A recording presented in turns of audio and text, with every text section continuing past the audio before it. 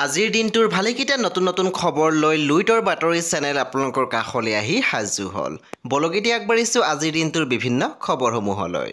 বৰ্তমান স্ক্ৰীনত দেখিবলৈ পাইছে বেয়াৰ বেয়াৰ পোষ্টৰ অভিনেত্ৰী চুমকি কছাৰীক। আপোনালোকে স্ক্ৰীনত দেখিবলৈ পাইছে অভিনেত্ৰী চুমকি কছাৰী উপস্থিত আছিল মৰাণত। আৰু চুমকি কছাৰীৰ সৈতে আপোনালোকে দেখিবলৈ পাইছে কণ্ঠশিল্পী আচাৰ্য বৰপাত্ৰক। মৰাণৰ অনুষ্ঠানত উপস্থিত থকা কিছু দৃশ্য শ্বেয়াৰ কৰিছে চুমকি কছাৰীয়ে ছ'চিয়েল মিডিয়াত। এতিয়া আগবাঢ়িলোঁ আন এটি খবৰলৈ। বৰ্তমান স্ক্ৰীনত দেখিবলৈ পাইছে জনপ্ৰিয় অভিনেত্ৰী বৰষা ৰাণী বিষয়াৰ পিতৃ আৰু মাতৃক। অভিনেত্ৰীগৰাকীৰ পিতৃ মাতৃৰ আছিলে বিবাহ বাৰ্ষিকী। বিবাহ বাৰ্ষিকীৰ বিশেষ দিনটোত অভিনেত্ৰীগৰাকীৰ পিতৃ মাতৃয়ে কেক কাটি চেলিব্ৰেশ্যন কৰিছে। তাৰে কিছু দৃশ্য শ্বেয়াৰ কৰিলে ছ'চিয়েল মিডিয়াত। আমাৰ চেনেলৰ ফালৰ পৰা তেওঁলোক দুয়োগৰাকীলৈ বহুত বহুত শুভেচ্ছা জ্ঞাপন কৰিছোঁ। এতিয়া আগবাঢ়িছোঁ আন এটি খবৰলৈ। বৰ্তমান দেখিবলৈ পাইছে স্ক্ৰীনত জনপ্ৰিয় অভিনেত্ৰী অমৃতা গগৈ। লগতে আপোনালোকে দেখিবলৈ পাইছে অভিনেত্ৰীগৰাকীৰ স্বামী আৰু কন্যা সন্তানক। তেওঁলোকে গৈছিলে ফুৰিবলৈ। অভিনেত্ৰীগৰাকীয়ে শ্বেয়াৰ কৰা বহুতো ফটো আমি আপোনালোকলৈ আগবঢ়াইছোঁ। এতিয়া আগবাঢ়িলোঁ আন এটি খবৰলৈ।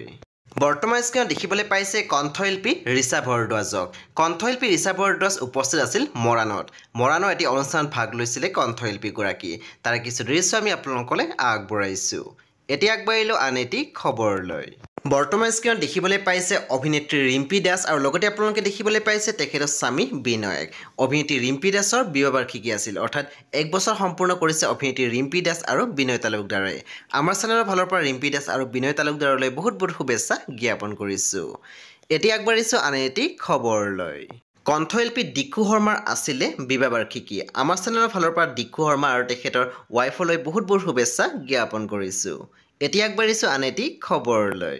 উমানন্দ মন্দিৰ দৰ্শন কৰিবলৈ যোৱা আমি দেখিবলৈ পাইছোঁ অভিনেতা দীপাংকৰ ৰয়ক। বাৰু আপোনালোকৰ মাজৰ কোনে কোনে উমানন্দ মন্দিৰ দৰ্শন কৰিছে আমাৰ কমেণ্ট ছেকশ্যন লিখিবলৈ নাপাহৰিব। এতিয়া আগবাঢ়িছোঁ আন এটি খবৰলৈ। বৰ্তমান স্ক্ৰীনত দেখিবলৈ পাইছে জনপ্ৰিয় অভিনেত্ৰী বৰষা ৰাণী বিষয়া আৰু লগতে আপোনালোকে দেখিবলৈ পাইছে অভিনেত্ৰীগৰাকীৰ পৰিয়ালবৰ্গ। অলপতে অভিনেত্ৰীগৰাকী গৈছিলে গোৱাত ফুৰিবলৈ গৈছিলে অভিনেত্ৰী বৰষা ৰাণী বিষয়া আৰু পৰিয়ালবৰ্গ। ভেকেশ্যনত গৈছিলে অভিনেত্ৰীগৰাকী ফুৰিবলৈ। তাৰে কিছু দৃশ্য আমি আপোনালোকৰ সৈতে শ্বেয়াৰ কৰিছোঁ। বাৰু আপোনালোকৰ মাজৰ কোনে কোনে এতিয়ালৈকে গোৱা ফুৰিবলৈ গৈছে আমাৰ কমেণ্ট ছেকশ্যন লিখিবলৈ নাপাহৰিব। এতিয়া আগবাঢ়িছোঁ আন এটি খবৰলৈ। বিশ্বনাথ চাৰিআলিত উপস্থিত আছিল কণ্ঠশিল্পী গীতাঞ্জলি দাস। তাৰে অনুষ্ঠানত ভাগ লৈছিলে কণ্ঠশিল্পীগৰাকী। বাৰু আপোনালোকৰ মাজৰ কোনে কোনে এই অনুষ্ঠানটো উপভোগ কৰিছে আমাক ক'বলৈ নাপাহৰিব। এতিয়া আগবাঢ়িলোঁ আন এটি খবৰলৈ। বৰ্তমান স্ক্ৰীনত দেখিবলৈ পাইছে অভিনেত্ৰী মেঘৰঞ্জনী মেধিক। অভিনেত্ৰী মেঘৰঞ্জনী মেধিয়ে এটি পষ্ট শ্বেয়াৰ কৰিছে আমি দেখিবলৈ পাইছোঁ তেওঁলোক উপস্থিত আছিল নিউয়ৰ্কত। আৰু তেখেতৰ সৈতে আমি দেখিবলৈ পাইছোঁ তেখেতৰ স্বামীও উপস্থিত আছিল, অৰ্থাৎ নীল দাসো উপস্থিত আছিল।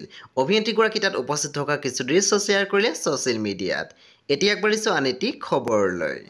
কিংকিণী ভট্টাচাৰ্যই এটি পষ্ট শ্বেয়াৰ কৰিছে আমি দেখিবলৈ পাইছোঁ এটি নতুন প্ৰজেক্ট আৰম্ভ হৈছে। আপোনালোকে স্ক্ৰীনত বৰ্তমান দেখিবলৈ পাইছে সেই প্ৰজেক্টটোৰ কিছু দৃশ্য। সম্ভৱত এইখন এখন ধাৰাবাহিক হ'ব। যিহেতু অভিনেত্ৰীগৰাকী এতিয়ালৈকে কোনো ডিটেইলছভাৱে শ্বেয়াৰ কৰা নাই, সেই পৰৱৰ্তী সময়ত ইয়াৰে কিবা নতুন আপডেট আহিলে আমি আপোনালোকলৈ আগবঢ়াবলৈ চেষ্টা কৰিম।